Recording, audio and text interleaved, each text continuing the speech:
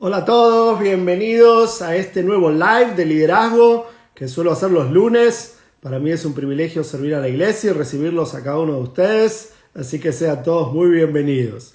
Como cada lunes, saludos a toda Hispanoamérica. Qué gusto poder recibirte de tu país, aquí a Dallas, Texas, desde donde estoy, que voy a aclarar, estoy en mi casa. ¿Sí? Este es mi escritorio, de donde trabajo todos los días. Y desde acá es que hago los lives. Es un gusto para mí recibir a cada uno que se conecta. Y bueno, gracias de nuevo por todos los testimonios que me cuentan, que lo han escuchado, que lo han compartido, que lo han visto entre líderes, que lo han vuelto a ver, que lo han discutido en equipo. Todo eso para mí es sensacional porque los hago para poder edificar a la iglesia. Ese es mi interés. A veces hago correcciones, digo cosas que pueden parecer un poco fuertes en algún sector, pero siempre es a favor de la iglesia, nunca en contra de alguien en particular, siempre es con amor hacia el cuerpo de Cristo. Tenemos que corregirnos, tenemos que mejorar lo que hacemos, tenemos que apuntar a lo que está bien y tenemos que reconocer lo que debemos mejorar, y de eso se tratan los temas de estos lives. Bueno, hoy vamos a hablar del precio que hemos pagado debido al sincretismo. Ahora le entro. Como siempre, un par de anuncios generales, un par de indicaciones y luego le entro con todo el tema. Lo primero que cuento es, si todavía no conoces el servicio premium de SS25, por favor, dale una mirada inteligente. Es un servicio que te facilita el programa educativo de tu iglesia local, desde la niñez hasta la adultez. Te permite descargar herramientas ministeriales de primera de la manera más accesible posible. Y una vez que las tenés, las podés compartir libremente con tu equipo de trabajo, o con los padres, o con los estudiantes. Es realmente algo único. A mí, te confieso, me entusiasma recibir los testimonios de cómo funciona el servicio premium de SS25, pero a la vez me decepciona que todavía a muchos les cuesta agarrar la onda respecto a de qué se trata. El gran desafío que tenemos es que, como nunca hubo algo parecido, no hay marco de referencia. Si yo hablo de un nuevo libro, hablo de una canción, de un videoclip, todos entienden de qué hablamos. Pero al hablar del servicio de descargas ministeriales premium de SS25, muchos no saben de qué hablo porque nunca existió nada parecido. Lo comenzamos hace 3 años y todavía no existe nada parecido. Así que es algo totalmente innovador. Hacia allí va el futuro, pero todavía SS25 parece estar adelantado en crear esta accesibilidad de recursos ministeriales. Así que entra a ss25.com, te vas a sorprender y busca el servicio premium. De hecho, podés mirar contenido premium y tener un adelanto de todo lo que hay en el mes, el programa anual, porque te permite organizar todo el año de enseñanza. Segundo, siempre obviamente recomiendo todos los libros de SS25 y muy seguido últimamente menciono el libro Estamina, que obviamente me encanta hacerlo, pero quiero dejar bien clarito que el libro que he escrito, que creo que hace el principal aporte a la iglesia que le puedo hacer, es el libro Liderazgo Generacional, que está en español y está en inglés, Generational Leadership. Si sos pastor y no leíste Liderazgo Generacional, antes de leer cualquier otro de mis libros, por favor lee este libro, porque va a bendecir a tu iglesia local. Te va a ayudar a construir una mejor arquitectura misional para el tiempo que estamos viviendo. Te va a ayudar a volver a la senda antigua, o sea, ir a la Biblia y saltarte por alto el siglo XX y toda la historia de europeización del cristianismo. De hecho, lo que vamos a hablar tiene algo que ver con eso también. Así que conocer el servicio premium, y si todavía no leíste Liderazgo Generacional, el urgente, te va a sorprender. No es otra vez sopa y no es un libro inspiracional. Es un libro que propone, a partir de una investigación, cómo construir mejor nuestros esfuerzos para ser un mejor discipulado de las nuevas generaciones. Bueno, muy bien. Preguntas. Al final respondo algunas si me las ponen en el interrogante. Todos los que me ponen un montón de preguntas y saludos por acá, gracias por todos los saludos, pero las preguntas las respondo solamente si aparecen en el iconito del interrogante. Muy bien, le entramos. El precio del sincretismo.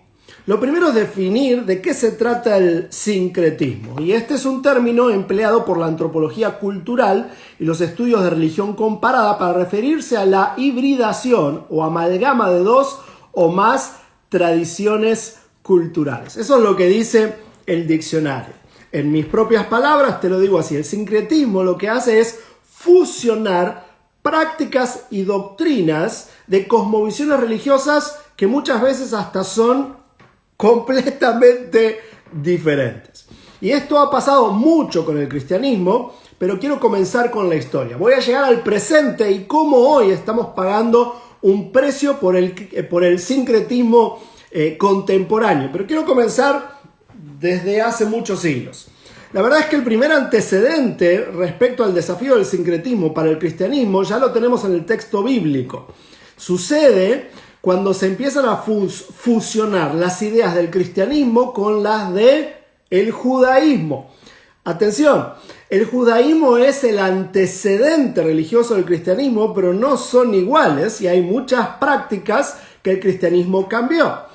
Y muchos no entendían eso en un principio y quisieron amalgamar ambas cosmovisiones. Y tenemos discusiones serias en el Nuevo Testamento entre los cristianos y los judaizantes. Y de hecho tenemos al apóstol Pablo pegándole una regañada a Pedro, esto está en Gálatas capítulo 2, por quedar bien con los judaizantes y no conforme a lo que él ya había expresado, apoyar que el cristianismo también era para los gentiles. Y que si bien el precedente era el judaísmo, ahora había que hablar de la gracia de la cruz de Cristo. El cristianismo tiene que ver con Cristo.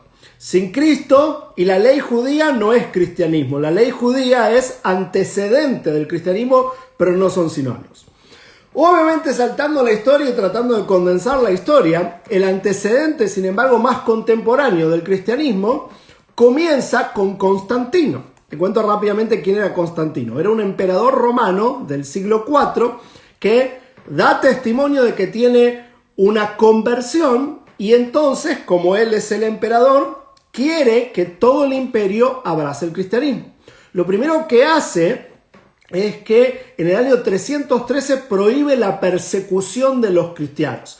Varios de sus antepasados, como Nerón, estuvieron persiguiendo a los cristianos desde la iglesia primitiva hasta Constantino. Y él dice, eso se tiene que terminar. Y de hecho, a partir de ahora, como yo soy cristiano, este va a ser el estigma religioso del imperio. Esta va a ser nuestra bandera, esta va a ser nuestra religión. Y de hecho, él da pie a el concilio de Nicea, que es la primera vez que hay discusiones doctrinales que luego esto determina la conformación del canon y sobre todo el amalgamar la doctrina de la Trinidad, que hasta ese momento, aunque estaba clara en las cartas de Pablo, en los evangelios y en todo el texto bíblico, no se habían hecho documentos al respecto. Así que Constantino es un personaje importante. Sin embargo, ¿qué fue lo que hizo Constantino?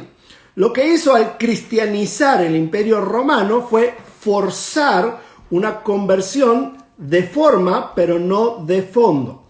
Y lo que termina sucediendo es que un montón de gente empezó a llamarse cristiana y el imperio,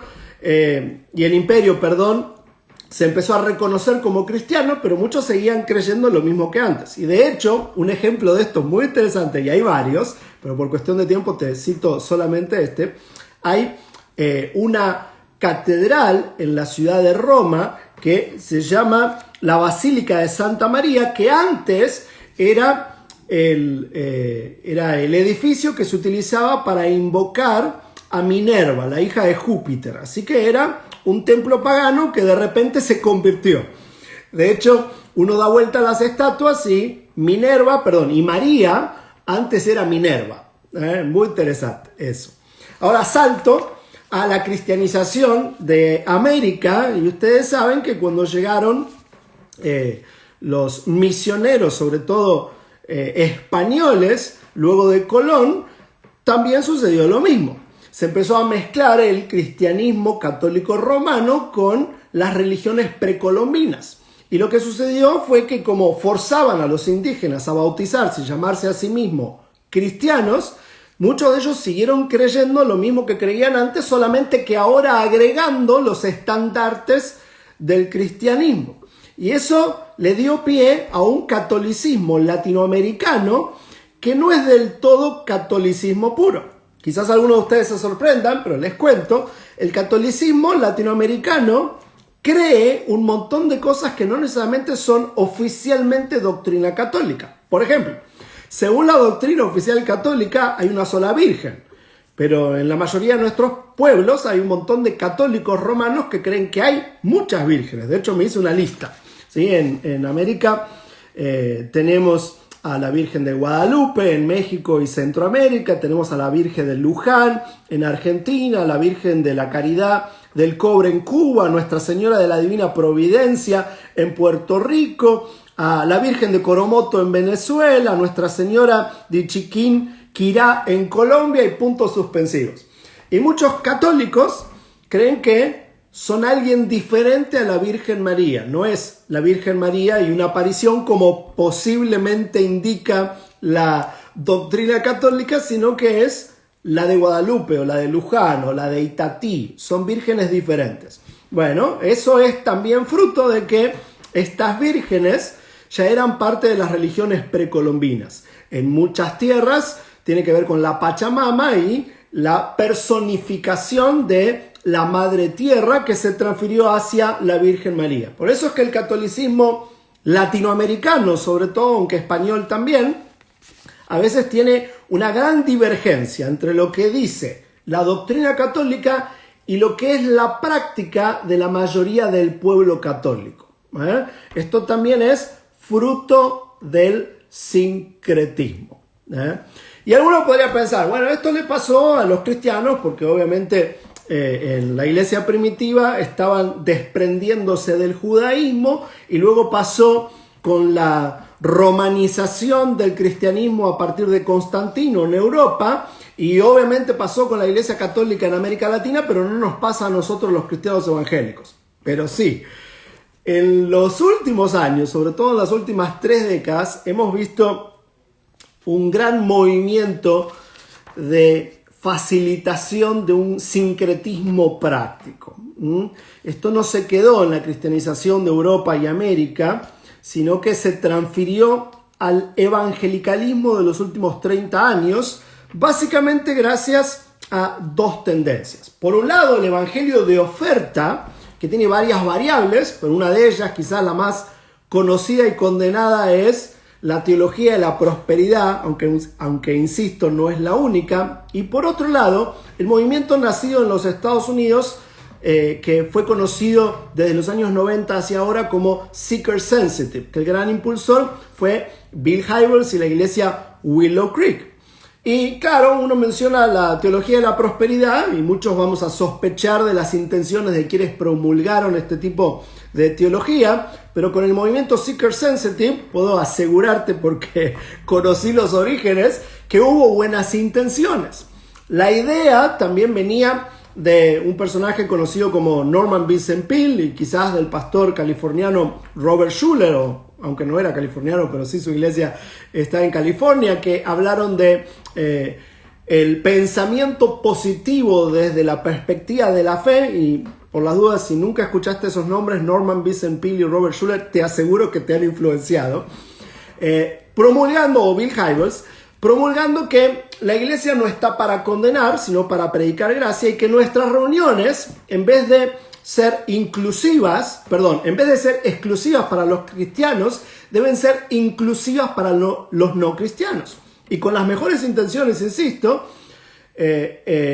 comandaron que la iglesia vaya variando desde un púlpito expositivo para hablarle a los cristianos que ya conocían la Biblia a un púlpito de proclamación para hablarle a los no cristianos en un lenguaje que pudieran entender. Estas 2 tendencias nos trajeron hasta aquí. ¿Pero cuál es el problema? Bueno, hay que reconocer qué es lo que está detrás. El germen del sincretismo, aclaro, y esto es lo más importante quizás, es el afán de ganar adeptos sin correcciones morales, éticas y doctrinales. En otras palabras, es una invitación sin demanda o una resurrección sin cruz.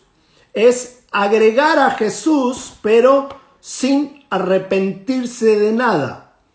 Claro, si lo que me predican es hacerme rico, o ser un campeón, o ser un ganador, o vivir la mejor clase de vida que puedo vivir, pero no dejo nada atrás, ni debo corregir mis conductas, entonces ese es un evangelio de oferta. Es un evangelio sin metanoia, sin arrepentimiento.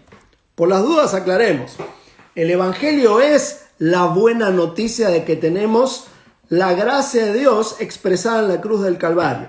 Pero al abrazar esa gracia, al abrazar esa cruz, tengo que morir al pecado, tengo que morir a mí mismo e incluso, como dice el apóstol Pablo, morir a la ley de la carne, esa que intenta salvarse en nuestras propias fuerzas.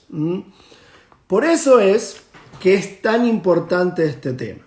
Hoy a veces hay muchas discusiones de cómo puede ese llamarse cristiano o decir aquello, pero si luego hace lo otro. O sea, hoy llegamos a un cristianismo donde alguien puede cantar una canción acerca de Jesús con los ojos cerrados y las manos levantadas y a los minutos estar haciendo una inmoralidad que va exactamente al revés de lo que enseña la Biblia. Y además, un pueblo condescendiente que te dice, pero no critiques, porque no podemos juzgar. Cuando en realidad, ya dije esto en varios lives, claro que estamos llamados a juzgar. Lo que no podemos juzgar es el corazón, pero podemos juzgar las doctrinas, las palabras, las ideas y las prácticas. Así que este es un tema importante porque el evangelio, aunque es buena noticia, tiene demandas. De hecho, tiene la gran demanda, morir a nosotros. Es la demanda de la metanoia, el arrepentimiento, que otra vez, siguiendo a Pablo, no es un arrepentimiento de las cosas malas que hicimos, es un arrepentimiento de una naturaleza sin Cristo. Es reconocer, sin Cristo no soy nada. Es no entender la gracia. Así que respondamos algunas preguntas, comenzando por la inicial, por las dudas. ¿Sí? ¿Por qué esto es malo? El sincretismo. ¿Por qué debemos tener mucho cuidado con él? Bueno, como venimos diciendo, el Nuevo Testamento tiene 60 referencias al arrepentimiento.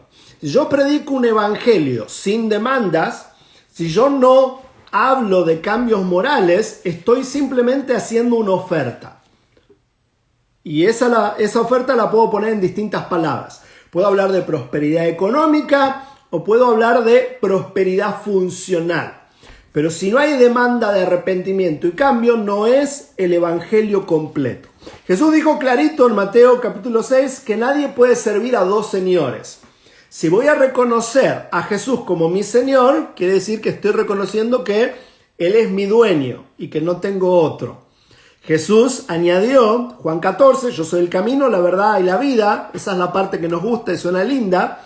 Pero luego dice, y nadie viene al Padre sino por mí. O sea, hay un solo camino, una sola verdad y una sola manera de obtener la vida. Es Jesucristo. Eso quiere decir, tengo que arrepentirme de intentar mi propia salvación y confiar en la gracia de Dios expresada en Jesús. Y mire este versículo menos conocido. Este es Jesús diciendo lo siguiente. Lucas capítulo 13, versículo 3. Si ustedes no se arrepienten, todos ustedes también se morirán. Te resumo todo esto así. El cristianismo no se agrega.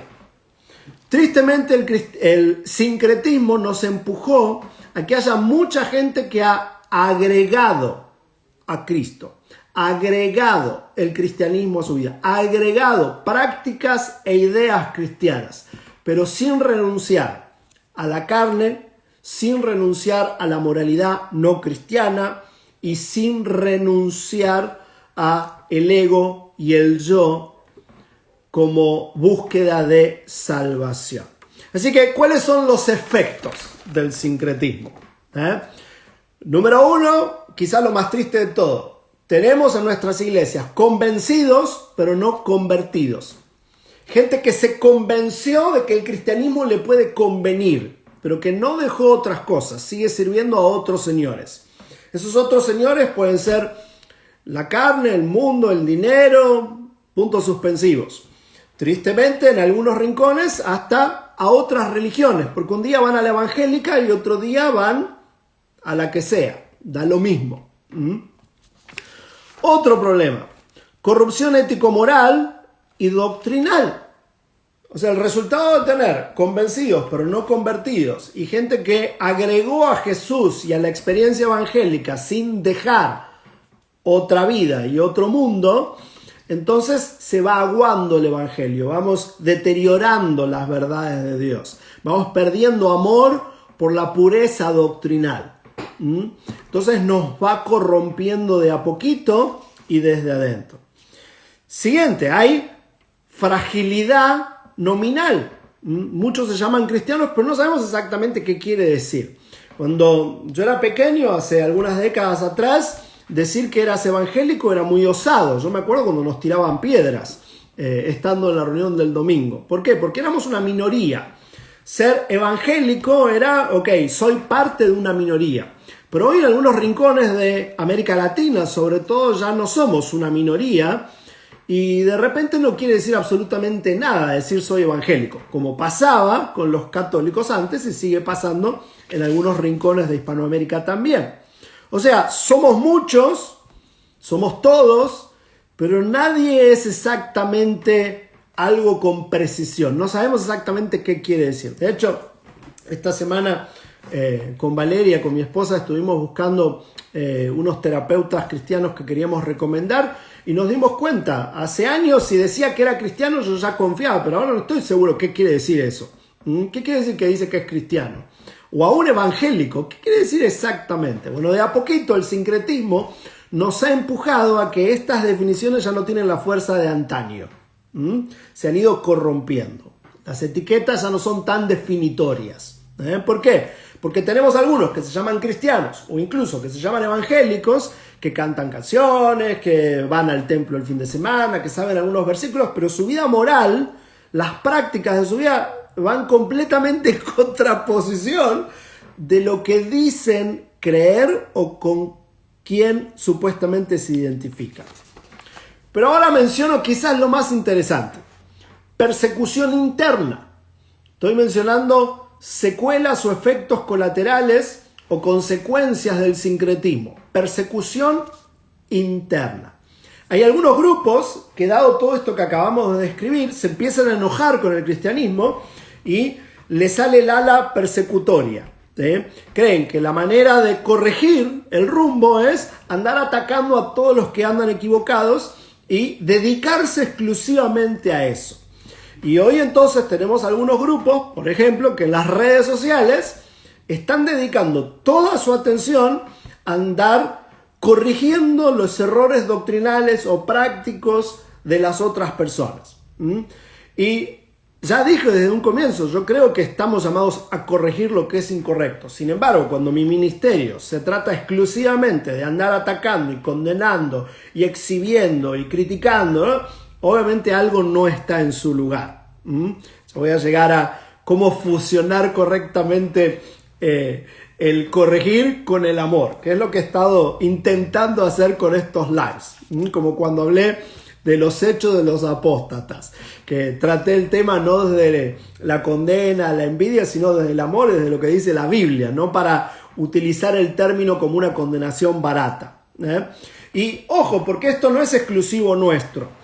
Esto le ha pasado a los católicos. Si escuchaste hablar del Opus Dei, el Opus Dei es un movimiento dentro de la Iglesia Católica que condena el nominalismo de los católicos. Opus quiere decir la obra de Dios. Estos católicos romanos, que no es una orden oficial de la Iglesia Católica Romana, sino un convenio de algunos creyentes católicos romanos, han decidido limpiar la doctrina y la práctica de la Iglesia Católica. Bueno, hoy tenemos nuestras versiones evangélicas del Opus Dei. Grupos que se dedican exclusivamente a andar condenando a los demás. Y ojo, porque en muchas ocasiones la doctrina que enseñan es correcta. Hay algunos personajes que tienen este rumbo en la iglesia que cuando ellos hablan de doctrina, yo estoy de acuerdo. Con lo que no estoy de acuerdo es usar un sermón entero para hablar mal de otro cristiano o quien sea.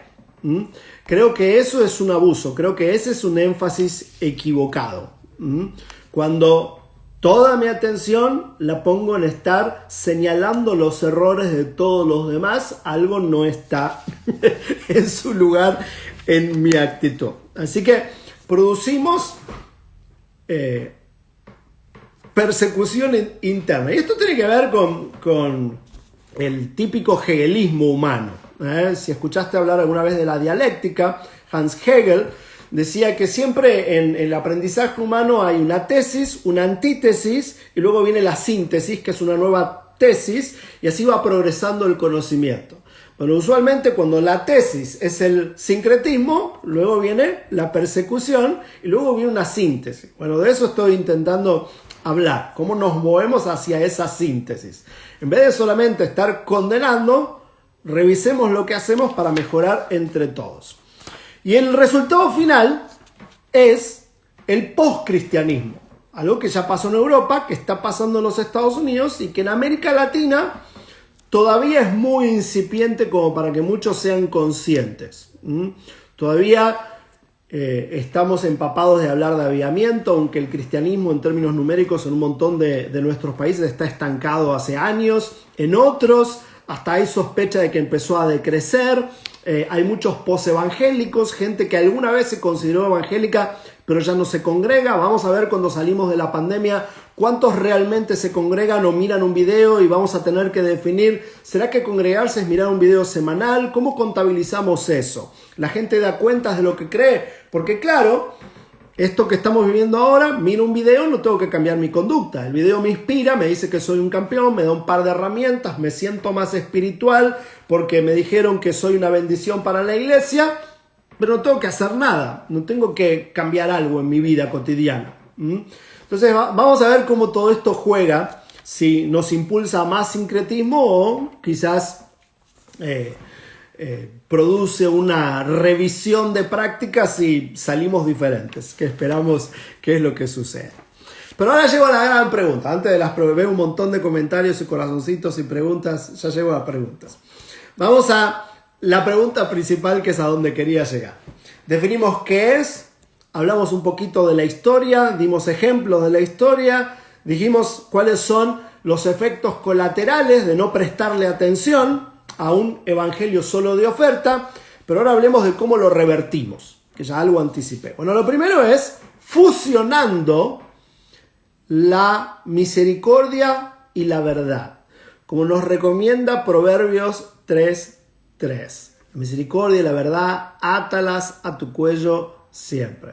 Me encanta esta combinación, porque lo que ha pasado con el evangelicalismo y el cristianismo y la vida humana en general es que algunos, por decir la verdad, se olvidan de la misericordia, y otros, por perseguir la misericordia, no dicen la verdad, lo cual es una contradicción, porque la verdad es que todos necesitamos misericordia, y ser misericordiosos a la vez es manifestar la enseñanza de la verdad. Porque si yo quiero ayudar a alguien, también le corrijo. No es que, bueno, es su problema, que se arregle. Si mis hijos hacen algo que está mal, yo los juzgo. Digo, no, eso está mal. Tengo que disciplinarlos con amor, con misericordia. No para salvaguardarme a mí, sino por amor a ellos, para que sean restaurados, para que dejen lo que es incorrecto, para que puedan crecer, para que sean libres del pecado. Entonces, cuidado con eso de que o la misericordia o la verdad, las dos. Cuando alguien solo habla de la verdad sin misericordia, no terminó de entender la verdad. Y cuando alguien habla de gracia y misericordia sin nunca hacer la presentación de las demandas de la verdad, que por ejemplo comienzan con el arrepentimiento, la metanoia, entonces esa no es misericordia pura. Lo que suele pasar, que nos empuja en una dirección o la otra, es que queremos ser atractivos, queremos ser populares. Se nos metió la idea de que el punto es traer gente al templo. Y claro, si les estamos amenazando, no van a querer venir. Entonces mejor les hacemos la oferta. Ven al cristianismo y tu vida se va a solucionar. Ven al cristianismo y vas a prosperar. Ven al cristianismo y tus sueños se van a cumplir. Ven al cristianismo y nunca escucharás que no eres una persona amada, porque eres un campeón. Que son todas medias verdades. Mi problema con algunas predicaciones ultra positivas no es lo que dicen, sino lo que no dicen. Y eso me lleva a la segunda recomendación. La primera, fusionemos la verdad y la misericordia. Y esta es bien práctica para los pastores. Número 2, separemos la proclamación de la formación espiritual. Yo creo que uno de los problemas que nos ha ocasionado llegar al sincretismo desde nuestros púlpitos es no diferenciar la predicación del domingo de la metodología de enseñanza de la iglesia. Queremos arreglarlo todo con la predicación del domingo. Entonces, estamos en esta disyuntiva. ¿A quién le hablamos? ¿Le hablo a los cristianos o le hablo a los no cristianos? Entonces usamos el púlpito para evangelizar, pero si la gente, esa es la única reunión que consume, ¿cuándo aprende? ¿Cuándo les corregimos? Entonces, tenemos que presentar la salvación que hay en Jesús. Ok, genial, pero ¿y el señorío? ¿Qué actitudes, qué conductas deben dejar? Entonces, ¿usamos el púlpito para una cosa o para la otra? Bueno, mi recomendación es, yo creo que el púlpito del domingo es para la proclamación, pero tenemos que ponerle toda la fuerza a la enseñanza y la formación con programas alternativos al domingo. Por eso es que una iglesia que solamente depende de un culto semanal no llega demasiado lejos, sea con un énfasis o el siguiente. La iglesia que solo enseña no va a crecer en número demasiado. Y la iglesia que solamente predica el evangelio sin enseñar demasiado va a crecer en número pero no en calidad. Esa es la disyuntiva que tenemos en la iglesia. Por eso es que no es una cosa o la otra. Necesitamos las dos. Y de hecho, llega una tercera propuesta. Yo creo que muchas veces los planes de enseñanza no funcionan. Número uno, porque no los tenemos. Pero número dos, porque no tenemos planes de estudio organizados. Hemos sido cautivados y estancados en la misiología de los misioneros del siglo pasado que nos estancaron en predicaciones espontáneas y sueltas, donde cada hermano, supuestamente inspirado por el Espíritu Santo, enseña lo que se le da la gana. Entonces nunca hay sincronización en la enseñanza. Entonces estamos todos repitiendo lo mismo, se pisan las enseñanzas, a veces hasta se contradicen por no tener planes de estudios. Algunos de ustedes son padres o son jóvenes que hace poco estuvieron en el sistema educativo. Imagínate ir a la escuela, peor, ir a la universidad y que no haya un plan de estudios.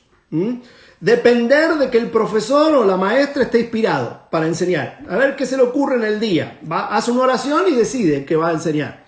No, obviamente necesitamos oración y guía del Espíritu Santo, pero planes de estudio también.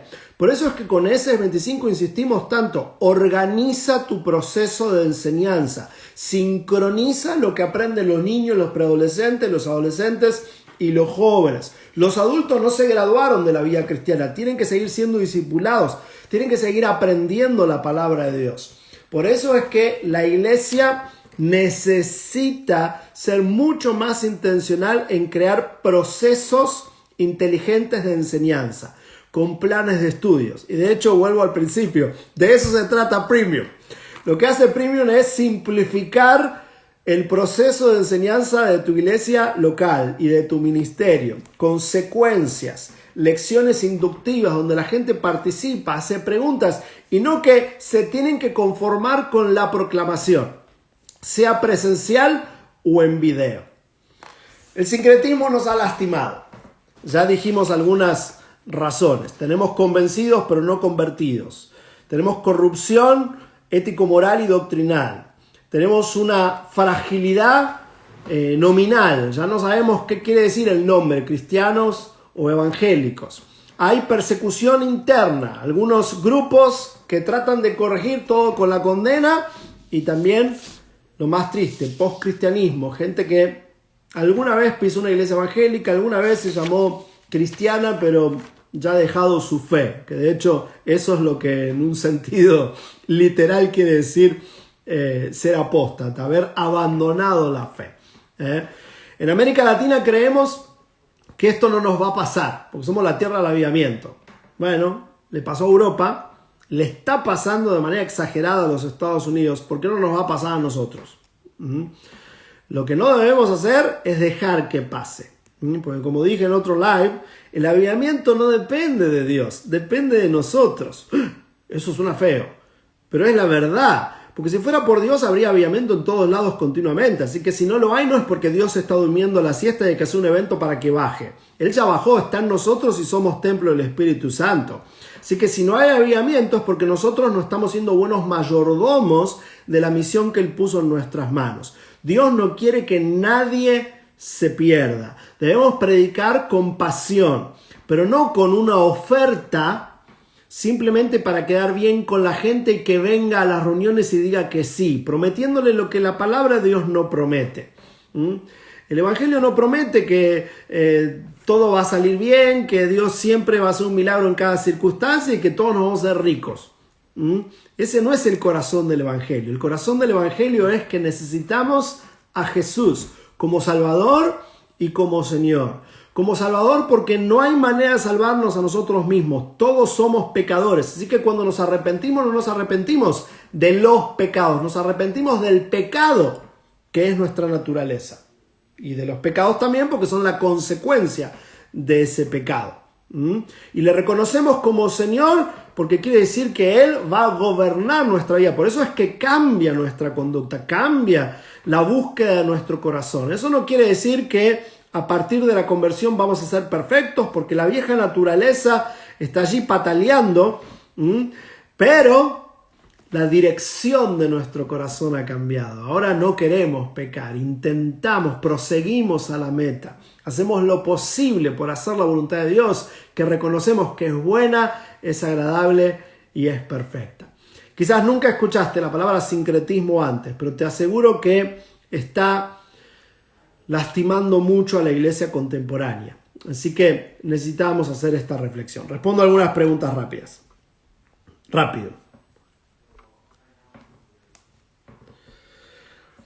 ¿Tenés algún libro que hable del sincretismo? Bueno, en el libro Liderazgo Generacional hablo de un proceso educativo y por qué tenemos que encaminarlo, y obviamente en todos mis libros creo que hago algún análisis de qué es el cristianismo bíblico y denuncio lo que no es. De hecho, en el libro de Estamina también hay un capítulo que habla muchísimo de antropología bíblica, que dice todos somos impostores, todos necesitamos gracia, ninguno de nosotros tiene las mejores motivaciones todo el tiempo. Así que parte de un realismo bíblico y tristemente eso no es lo que más se ha predicado. A ver, otra pregunta por acá. Bueno, hay un montón de preguntas hoy.